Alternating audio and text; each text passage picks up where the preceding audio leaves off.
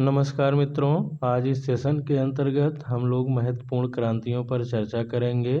आप किसी भी एग्ज़ाम की तैयारी कर रहे हैं, जैसे यूपी पुलिस, बिहार पुलिस या टेट, सुपर टेट, अन्य किसी भी एग्ज़ाम की तैयारी कर रहे हैं जहां पर आपके सामान्य ज्ञान से संबंधित प्रश्न पूछे जाते हैं, उसके लिए ये सेशन बेहद ही महत्वपूर्ण है।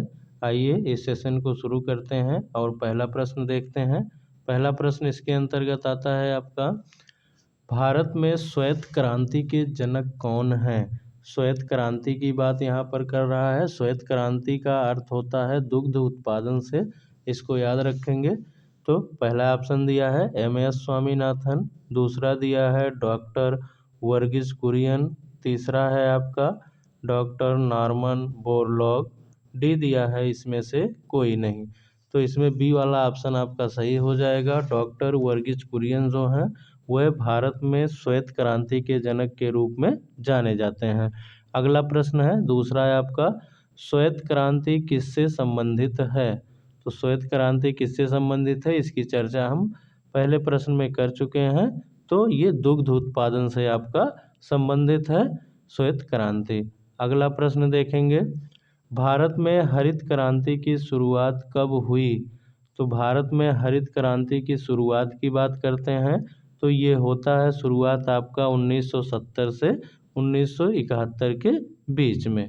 ठीक है, तो यहाँ पर हरित क्रांति की शुरुआत आपकी मानी जाती है। अगला देखेंगे, भारत में हरित क्रांति किससे संबंधित है?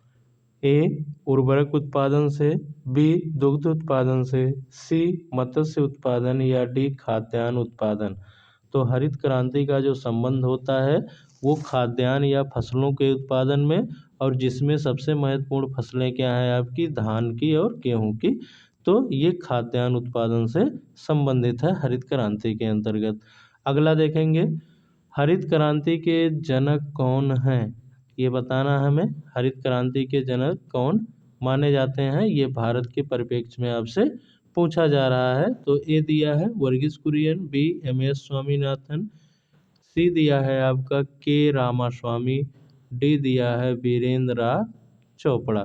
तो एम.एस. स्वामीनाथन जो हैं ये हरित क्रांति के जनक माने जाते हैं। तो दोनों लोगों को आप लोग याद रखिएगा। वर्गीस कुरियन जो हैं ये दुग्ध उत्पादन या श्वेत क्रांति के जनक, और ये एम.एस. स्वामीनाथन जो हैं ये हरित क्रांति के जनक आपके माने जाते हैं। अगला प्रश्न देखते हैं।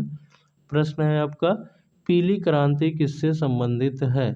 ए दिया है तिलहन उत्पादन से, बी फल उत्पादन, सी मसाला उत्पादन या डी मत्स्य उत्पादन।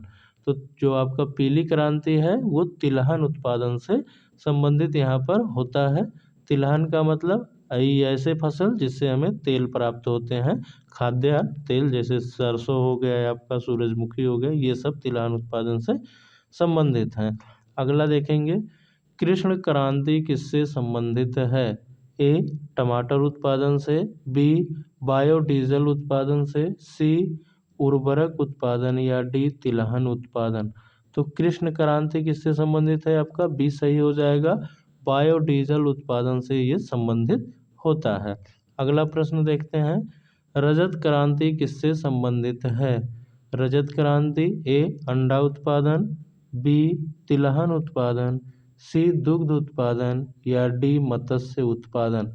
तो रजत क्रांति का संबंध किससे है? ए वाला ऑप्शन सही हो जाएगा, अंडा उत्पादन से संबंधित ये है। अगला देखेंगे, भूरी क्रांति किससे संबंधित है? ए बायोडीजल उत्पादन, बी अंडा उत्पादन, सी उर्वरक उत्पादन या डी मांस उत्पादन। तो देखेंगे भूरी क्रांति का संबंध जो है वो उर्वरक उत्पादन से है। ठीक है, अगला प्रश्न देखते हैं, नीली क्रांति किससे संबंधित है?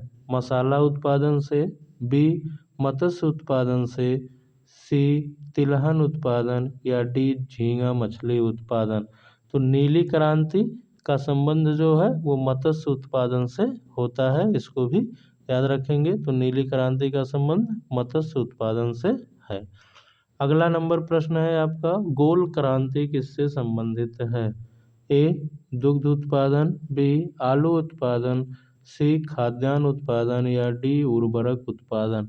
तो गोल क्रांति का संबंध जो है वो आलू उत्पादन से होता है, इसको भी याद रखिएगा। अगला देखेंगे, सुनहरी क्रांति किससे संबंधित है?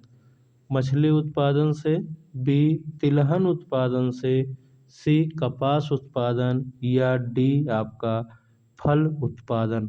तो सुनहरी क्रांति जो है वो फल उत्पादन से संबंधित है। डी वाला ऑप्शन यहाँ पर आपका सही हो जाएगा।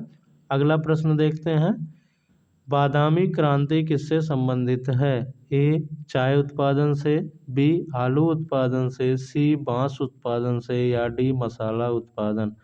तो बादामी क्रांति का संबंध डी वाला सही हो जाएगा, मसाला उत्पादन से संबंधित है। अगला देखेंगे, गुलाबी क्रांति किससे संबंधित है? बायोडीजल उत्पादन, बी झींगा मछली उत्पादन, सी पेट्रोलियम उत्पादन, या डी कुक्कुट उत्पादन। तो देखेंगे गुलाबी क्रांति का संबंध जो है वो झींगा मछली उत्पादन से होता है, इसको याद रखिएगा। अगला है आपका, लाल क्रांति किससे संबंधित है? ए कपास उत्पादन, बी टमाटर या मांस उत्पादन, सी केसर उत्पादन, डी चमड़ा उत्पादन। तो लाल क्रांति का संबंध जो है वो टमाटर या मांस उत्पादन से है। अगला देखेंगे, स्वर्ण क्रांति किससे संबंधित है? तो स्वर्ण क्रांति का संबंध जो है वो किससे है? बागवानी और शहद उत्पादन से, बी दिया है प्याज उत्पादन, सी तेल बीज उत्पादन, डी कृषि उत्पादन। तो बागवानी और शहद उत्पादन का संबंध है किससे? स्वर्ण क्रांति से। इस प्रकार से ये 16 प्रश्नों का आपका श्रृंखला समाप्त होता है। वीडियो अच्छा लगा हो तो लाइक करें, अपने दोस्तों के साथ शेयर करें, चैनल को सब्सक्राइब कर लें। इस प्रकार के महत्वपूर्ण छोटे छोटे वीडियो आपको मिलते रहेंगे। धन्यवाद।